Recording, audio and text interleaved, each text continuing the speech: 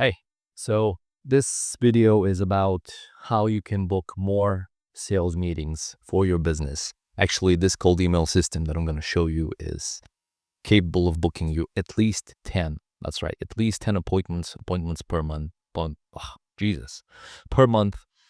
So at an average, which is industry standard 20% closing rate, you're looking at 2 new clients per month, which is pretty good if you ask me. I'm going to give you all the tools necessary for you to go out there and basically do the thing from A to Z. No gatekeeping. I'm going to show you how to do it, when to do it, and what to do exactly. So this is for you if you are a B2B operation. So you sell to other businesses basically. Also, you have to want to create an automated system because this system is an automation. It runs an autopilot almost. And so it brings you like 5 to 15 qualified sales appointments per month, like clockwork, basically. And so you need to have the capacity actually to take in that many sales calls. Okay. And this is not for you if you sell B2C, so regular people, basically, not businesses.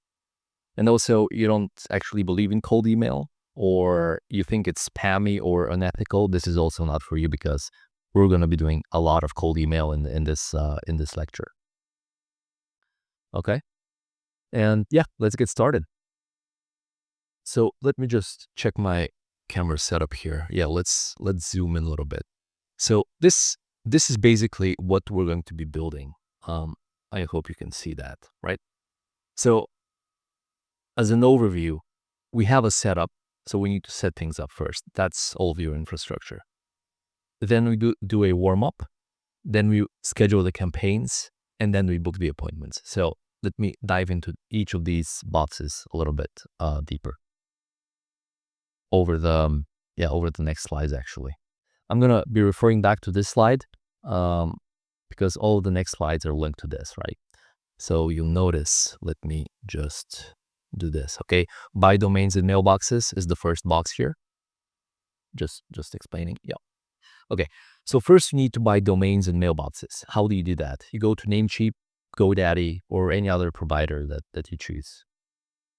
And you buy the domains. So I suggest at least 3 of them.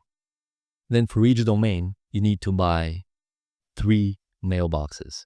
So let's say you buy 3 domains. That's 3 times 3, that's 9 mailboxes. And yeah, basically the cost for this is $15 per year for a domain. And then depending on the provider, you pay between $5 and $8 per mailbox. And each mailbox is capable of sending 30 emails per day. However, since we'll be doing follow-ups, we're reaching out to 15 new prospects every day. And the rest of the emails are for follow-ups. So it's 15 new prospects per day per mailbox. And of course, these numbers will vary depending on the volume you want to put into the system. So if you wanted to send like 1,000 emails per day, you would have to buy a lot of domains and a lot of mailboxes to get this to work.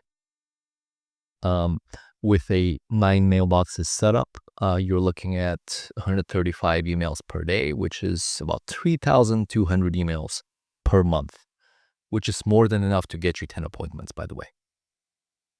Okay.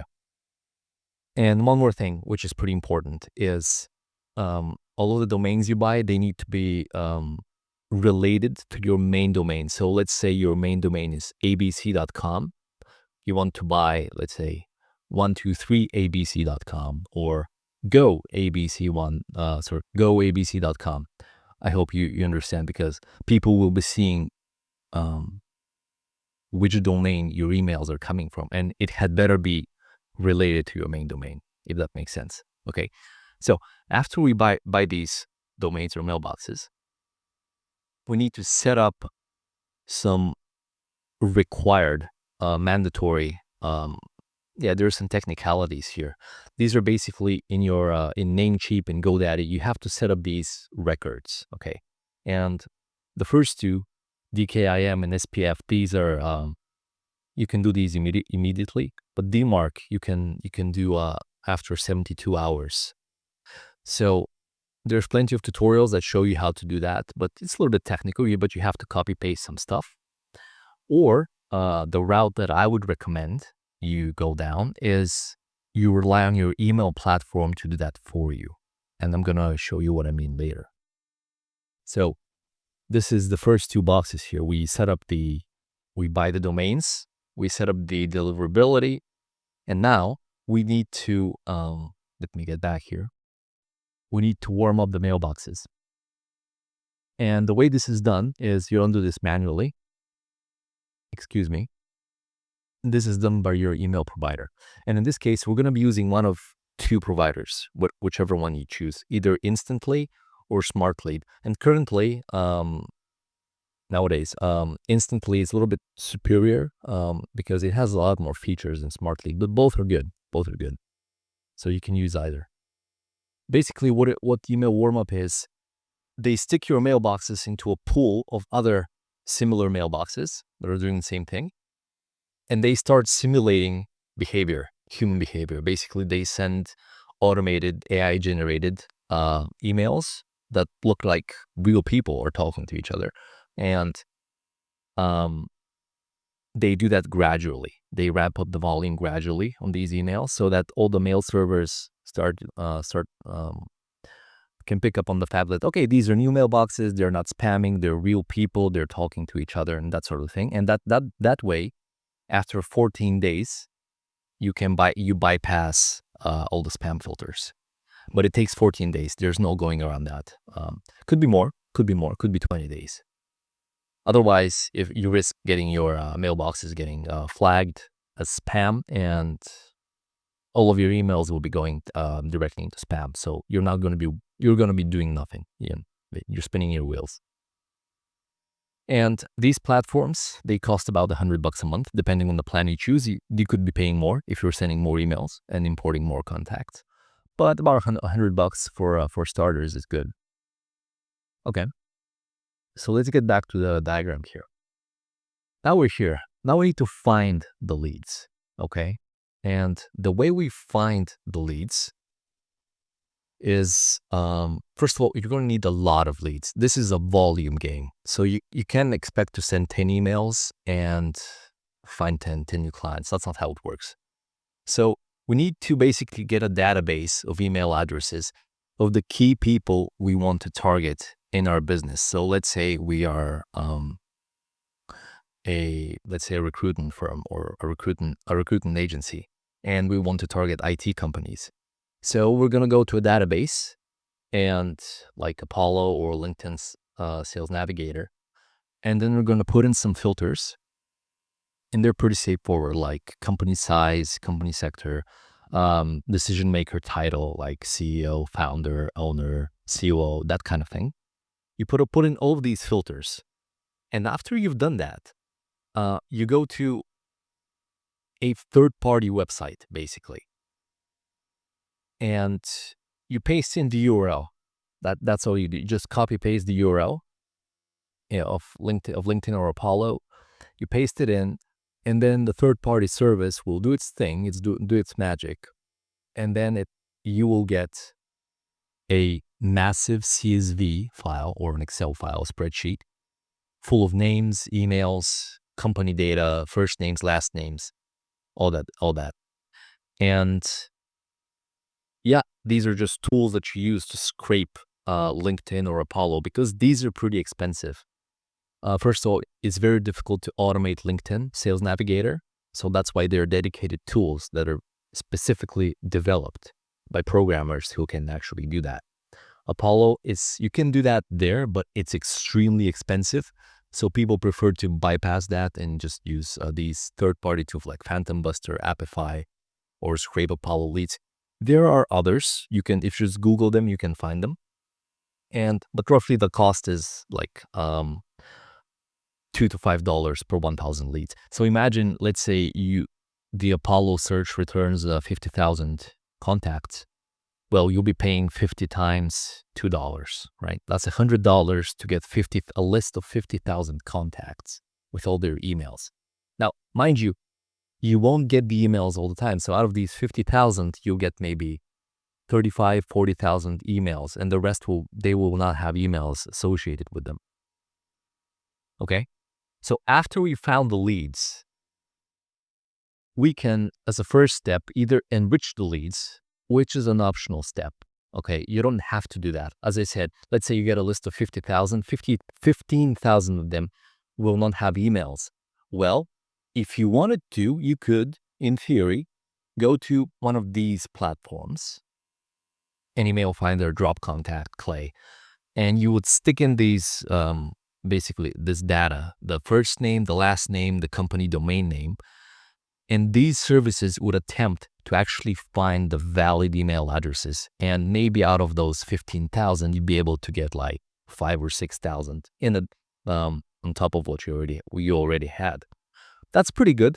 It's an optional step, as I've noted here, but you could do it. You could enrich your data. Cool. As a second step, you just need to remove all the rows that don't have an email address, because we'll be sending emails. If you don't have an email, just remove the rows, filter them out, no problem. After we've done that, the third and final step of curating our list, we need to go to one of these services, Million Verifier, The Bounce, Bulk Email Verifier. There are a lot of services like this. And you give them the spreadsheet you have. And what they'll do is they're going to run through each email address and validate if it's correct. Because if you start sending emails to invalid email addresses, you'll have your mailboxes flagged as spammy very, very soon, and you're going to have to start buying new mailboxes. So this is a critical step. Do not skip this step. You have to basically do it to prevent deliverability issues, okay? And of course, this costs money. So per 1,000 emails, you're paying this amount, like $1 to $3. And yeah, so let's say we got a list of 35,000. You'd be looking at 35,000 times $1.5, which is like $50, $60, $70. However, these services only charge you per valid email. So out of these 35,000, they're going to find maybe 15, 20,000. So you'll pay only for the validation, these 20,000, not for the full 35,000. And after that's done, you've shrunk down your entire list of 50K to maybe 15,000 or 20,000. But now you know, okay, this list is good. I have all the emails. They're valid. Now I'm ready to start cooking. You have the actual list in your target niche, with your target audience, with your key decision makers. It's a very powerful thing. And now we just need to write the copy of our email campaign. And I've copy pasted here a sample email that you could use. There are a lot of frameworks out there for writing copy. I've provided one of them. Basically, we say who we are, because let's be honest. If you receive a cold email, you don't trust the person. You think it's spam. They're selling you something. It's just not good. So you say who you are. Okay, I found you. Plausible deniability, basically. I found you while looking for accounting firms, for example, in our service area, and I thought I'd say hi. That's how people speak, right? You don't do like marketing jargon. Just normal people speak. Then, and this is optional because you may be a complete beginner and perhaps you don't have any experience. You don't have any previous clients. So this is optional, but if you do, that's a very good thing to include. You build credibility and you tell them, okay, we recently placed 2 people for this in this company. And the third thing is, now comes the offer, right? And this is, you have to spend a long time here, basically coming up with an irresistible offer. You'll see a lot of different names for this, like the Godfather offer, a Grand Slam offer, an irresistible offer, the Holy Trinity offer, whatever offer.